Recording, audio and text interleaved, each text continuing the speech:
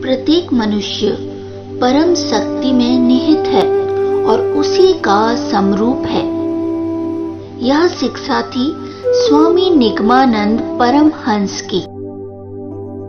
स्वामी निगमानंद परमहंस जो civil engineer से सिद्ध साधु बन गए, आज जानेंगे उनकी अद्भुत कहानी। दोस्तों, भारत सदा से महान ऋषि मुनि महात्माओं का देश रहा है। स्वामी निगमानंद सरस्वती भी ऐसे ही एक प्रसिद्ध संत थे। एक सामान्य गृहस्थ से सिद्ध योगी बनने की उनकी कहानी बहुत ही अनोखी और अद्भुत है। संन्यास लेने से पूर्व स्वामी निगमानंद का असली नाम नलिनीकांत था। उनका जन्म सन 1879 कुतुबपुर नादिया जिला, वर्तमान बांग्लादेश में एक संपन्न ब्राह्मण परिवार में हुआ था। उनके पिता का नाम भुवन मोहन भट्टाचार्य और माता का नाम योगेंद्र मोहिनी था। बचपन से ही बहुत निडर, बुद्धिमान, नेतृत्व क्षमता वाले नलिनीकांत अपनी मां के बहुत करीब थे। विधि का विधान। नलिनीकांत जब थोड़ा बड़े हुए तो अचानक एक बीमारी की वजह से उनकी मां का देहांत हो गया। मां की मृत्यु से नलिनीकांत बड़े क्षुब्ध हुए। उनका भगवान में भरोसा कमजोर पड़ गया और वो विज्ञान के नजरिए से दुनिया को देखने लगे। मां की मृत्यु से घर में एक खालीपन हो गया और साथ ही घर की व्यवस्था में बाधा भी होने लगी। इसके उपाय के लिए घर के बड़े लड़के यानी नलिनीकांत के विवाह की योजना बनाई जाने लगी। इसलिए 17 वर्ष की कम उम्र में उनका विवाह 13 वर्ष की एक कन्या सुधांशु बाला से कर दिया गया। सुधांशु बाला एक बड़ी सुंदर और बुद्धिमान लड़की थी। उसने बड़ी समझदारी से स्थिति संभाली। नलिनीकांत भी अपनी पत्नी से बहुत प्रेम करने लगे थे। नलिनीकांत ढाका स्कूल ऑफ सर्वे में पढ़ाई करने चले गए और शिक्षा प्राप्त करने के बाद सरकारी नौकरी करने लगे। अपनी स्वतंत्र सोच और स्पष्टवादिता के कारण उन्हें कई बार नौकरी बदलनी भी पड़ी। जब वो नारायणपुर एस्टेट में सुपरवाइजर के पद पर कार्यरत थे तो एक रात अजीब घटना घटी। उस दिन नलिनीकांत देर रात तक काम कर रहे थे। करीब 10 बजे होंगे।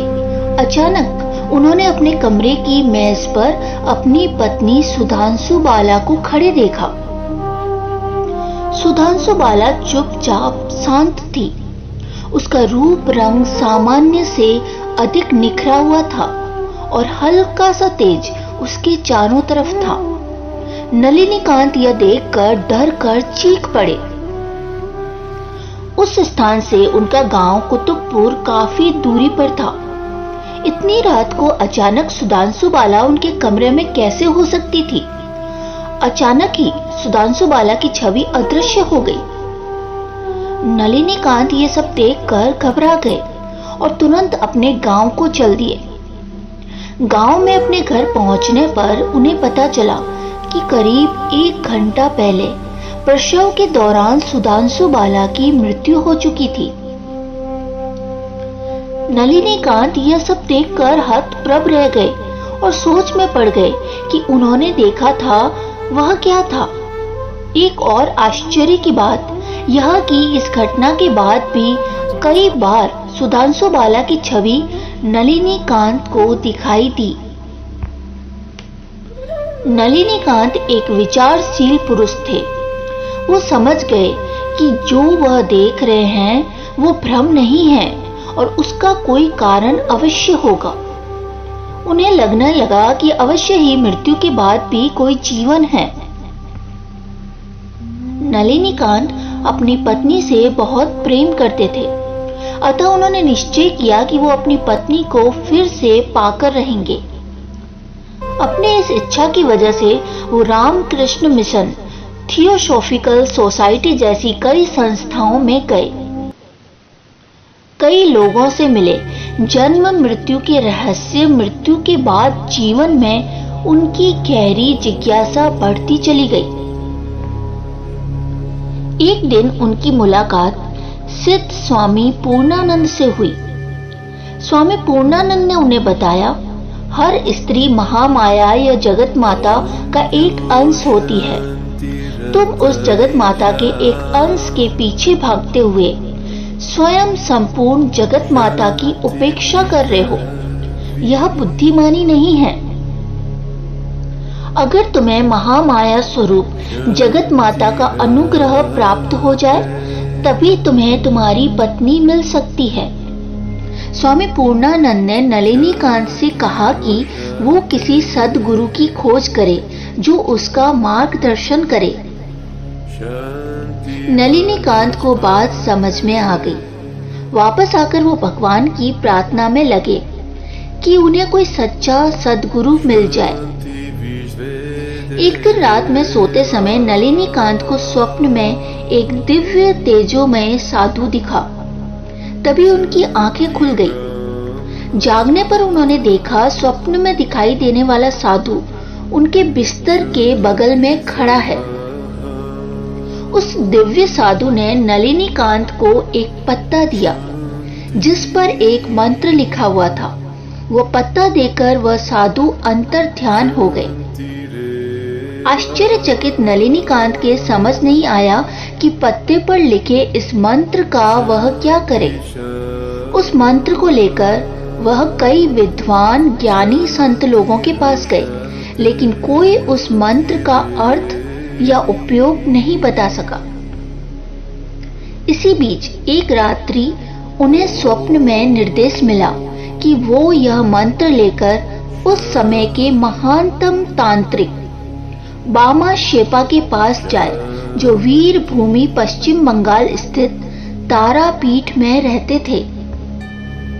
तांत्रिक बामा शेपा यह देखकर अति प्रसन्न हुए कि नलिनीकांत को स्वप्न में मिला मंत्र उनकी आराध्या देवी तारा का अनोखा बीज मंत्र था। बामा शेपा ने नलिनीकांत को अपना शिष्य बनाना स्वीकार कर लिया और वह उन्हें तांत्रिक साधना की दीक्षा देने लगे। एक महीने के छोटे से अंतराल में ही नलिनीकांत ने आध्यात्मिक सफलता के रहस्यों पर तांत्रिक सिद्धि प्राप्त कर ली।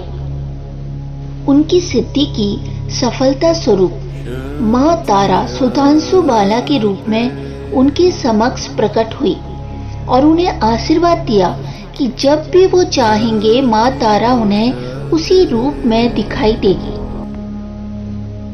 लेकिन नलिनीकांत संतुष्ट नहीं हुए, क्योंकि वह सुधांशु बाला की इस छवि को छू नहीं सकते थे और उन्होंने यह भी देखा कि एक चमकदार तेज उनके स्वयं के शरीर से निकलता है और सुधांशु बाला का रूप बनाकर प्रकट होता है। नलिनीकांत सोच में पड़ गए, अगर महाशक्ति मां तारा मेरे शरीर से ही निकल रही है तो मैं कौन हूँ? यह रहस्य जानने के लिए उन्होंने अपने गुरु बामा शेपा से प्रश्न किया। गुरु बामा शेपा ने उनसे कहा कि वो किसी वेदांतिक गुरु से अद्वैत का ज्ञान प्राप्त करे, तभी इसका उत्तर मिलेगा। नलिनीकांत पुष्कर राजस्थान जाकर श्रीमद स्वामी सच्चिदानंद सरस्वती के शिष्य बन गए।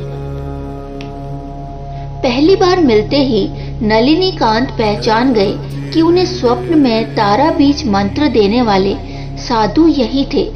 स्वामी सच्चिदानंद सरस्वती ने नलिनीकांत को अद्वैत का ज्ञान दिया और उन्हें संन्यास धर्म में दीक्षित किया। स्वामी सच्चिदानंद सरस्वती ने ही नलिनीकांत का नाम निगमानंद रखा, क्योंकि वो सरलता पूर्वक वैदिक ज्ञान समझने में सफल रहे थे। निगमानंद ने ब्रह्मसूत्र उपनिषदों का अध्ययन किया। उन्होंने हठ योग साधना करके अपने मन शरीर को मजबूत बनाया। इसके बाद पतंजलि योग की निर्विकल्प समाधि का दिव्य अनुभव किया। स्वामी निगमानंद ने योग और तंत्र की कई सिद्धियां भी प्राप्त की थी। भक्ति मार्ग पर बढ़ते हुए स्वामी निगमानंद समझ गए कि यह संपूर्ण जगत भगवान का ही रूप है। उन्होंने प्रसिद्ध सारस्वत मठ की स्थापना भी की। सन 1907 में इलाहाबाद के कुंभ मेले में कई महान साधु संत ऋषियों ने स्वामी निगमानंद को परमहंस की उपाधि दी। स्वामी निगमानंद ने अपने जीवन के अंतिम 14 वर्ष पूरी उड़ीसा में बिताए। सन 1935 में श्री निगमानंद जी ने कलकत्ता में महासमाधि ले ली। स्वामी निगमानंद ने विभिन्न आध्यात्मिक विषयों पर कई पुस्तकें लिखी थी।